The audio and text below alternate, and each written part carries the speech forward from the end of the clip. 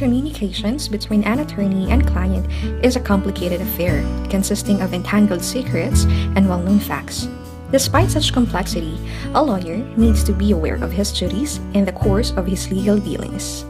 Good day everyone, I am Danica Hernandez and I will be discussing a report entitled The Legal Consequences of the Lawyer's Professional Mistakes, Carelessness, and Negligence. So for today, I will be covering 4 subtopics. First is about the nature of attorney and client relationship. Second is about the lawyer's duties and responsibilities in handling court cases. Third is about clients who may suffer from the lawyer's mistakes and negligence. And lastly, are some punitive remedies available. So to begin with, I will be discussing the nature of attorney and client relationship. Trust and confidence. These are the basic elements which play an active role in forming the ultimate relationship between a lawyer and a client. A lawyer needs to undertake several duties once retained.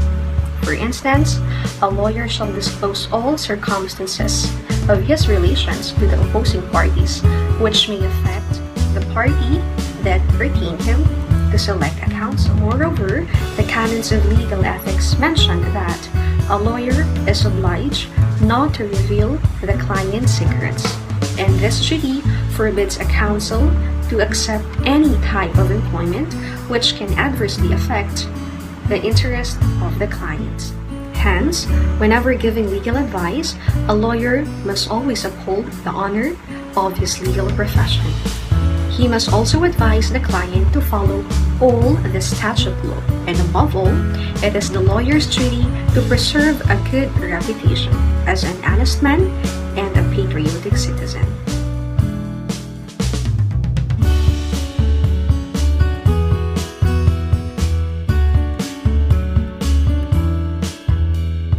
Moving on to the next topic, the lawyer's duties and responsibilities in handling court cases. If the client hires another counsel, the lawyer should not assume that his services had already been terminated. In fact, he needs to strictly comply with the rule on change of attorney as provided under Section 26, Rule 138 of the Revised Rules of Court. Once a counsel has been retained, he is only authorized to act on behalf of his client in or out of courts, only such acts which are necessary and incidental to the management of the suit. In the case of Vigarlan versus Vernal, the court mentioned that simply because his father and son are both ill at the day of hearing is not an excuse for a lawyer's failure to attend the said hearing.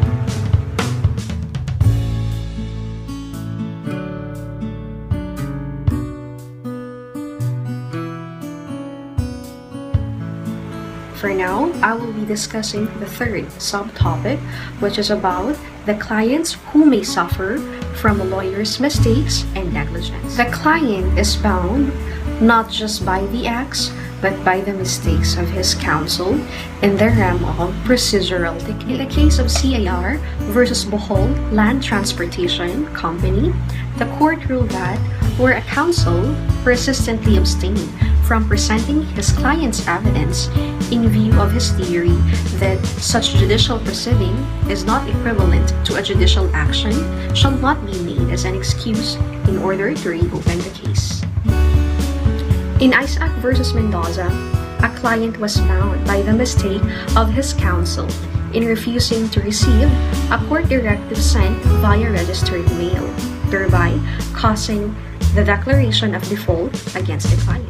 Likewise, in Fauni versus Gatmaitan, the court ruled that the negligence of a counsel's secretary in noting down the trial date in his desk calendar is deemed as negligence of the counsel, and the clients were bound by the negligence committed.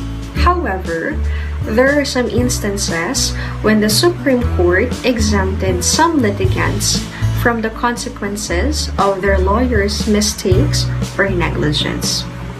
In the case of Combs versus Santos, the clerk's failure due to his illness to call the attention of his employer counsel to the time within which the pleading must be filed, resulting in the latter's failure to file an answer on time, was considered by court as an excusable negligence. Another excusable negligence was involved in the case of Espiritu versus Valerio. A counsel was held negligent in failing to record his new address. Hence, he failed to receive notice of service of the appellant's brief. However, the court considered that since he represented the appellee, no substantial prejudice may be caused. But the court warned the lawyer that a repetition of the same negligent act shall be dealt with more severely in the future.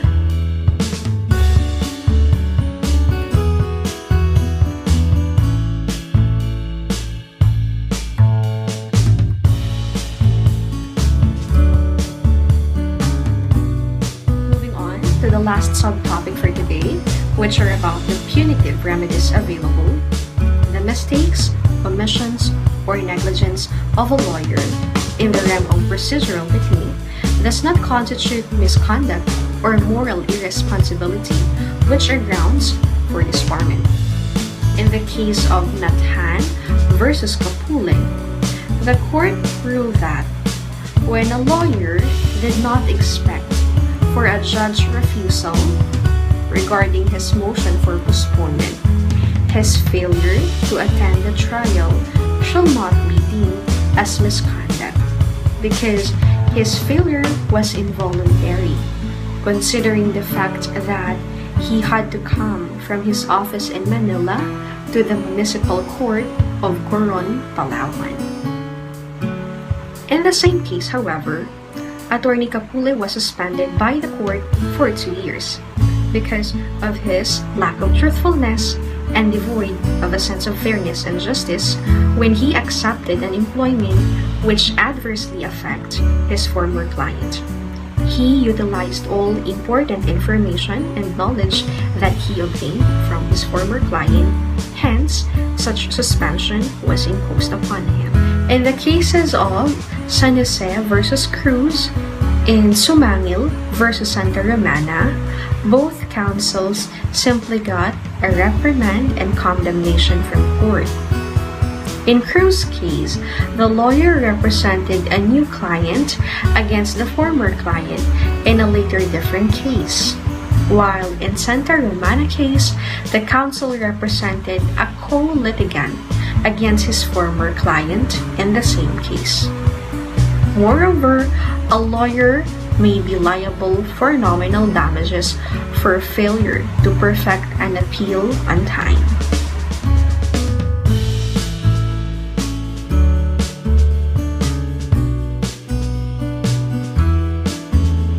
The Integrated Bar of the Philippines, or IBP, recognized that some of the most important benefits sought to be achieved by these punitive remedies are to improve the discipline of its members and to effectively discharge the duties and responsibilities of IBP to its members, to the courts, and to the public.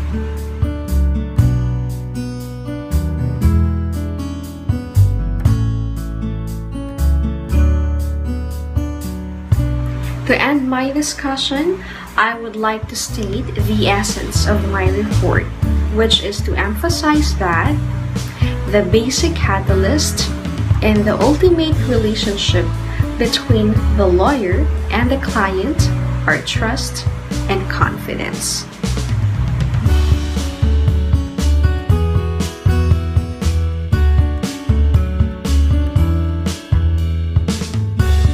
Indeed, a perfect man does not exist. But as a man of law, a lawyer must abstain from committing mistakes, acts of carelessness, or negligence, not just to avoid those punitive measures mentioned, but most importantly, to protect the noble image of the legal profession.